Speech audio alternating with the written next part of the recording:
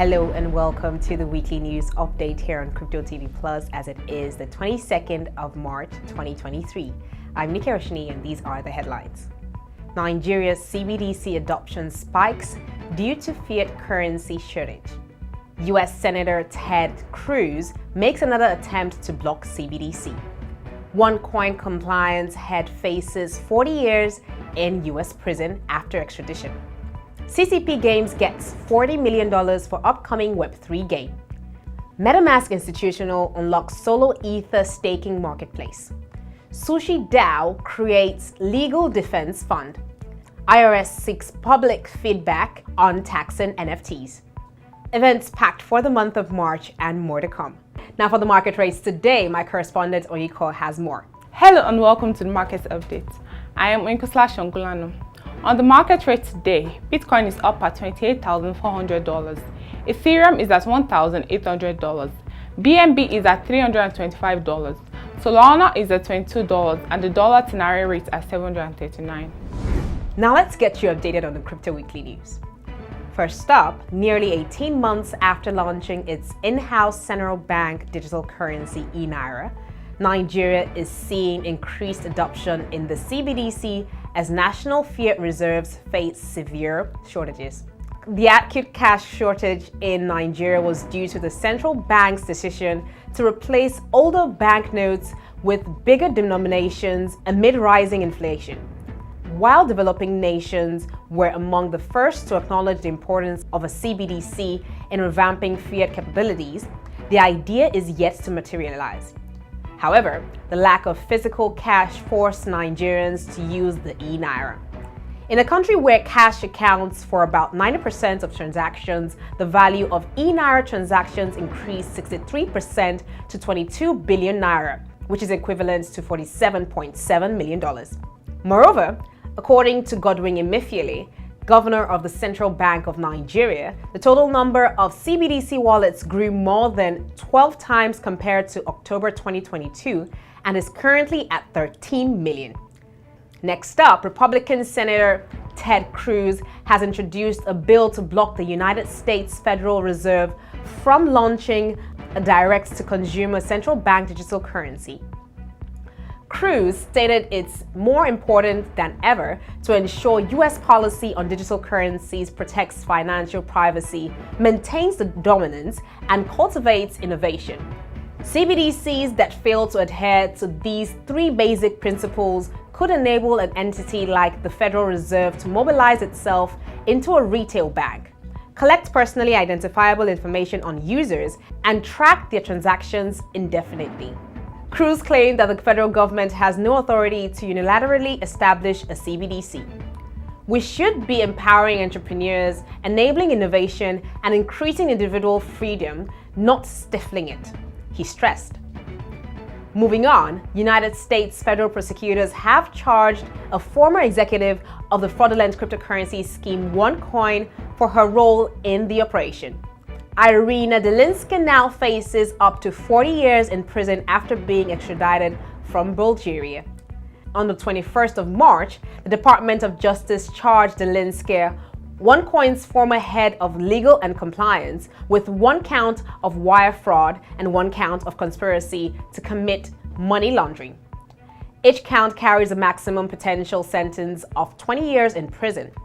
Delinsky allegedly aided in laundering over $40 million of OneCoin's proceeds, and upon hearing of a co-conspirator's arrest, destroyed incriminating evidence and sent incriminating messages.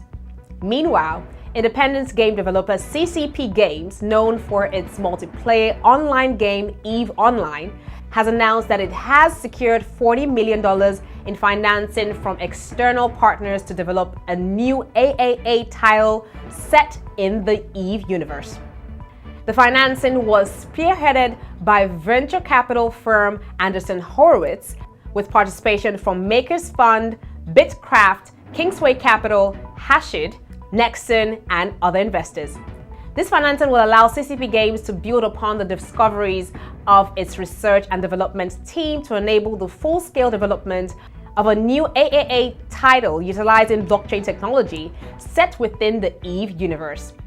Also, MetaMask Institutional is set to be an avenue for the creation of new Ethereum validators after announcing a new staking marketplace for its institutional clients.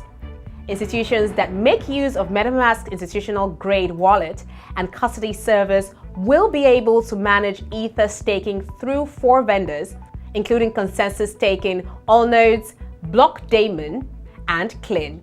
The marketplace aims to simplify access and management of solo staking, allowing institutions to become Ethereum network validators.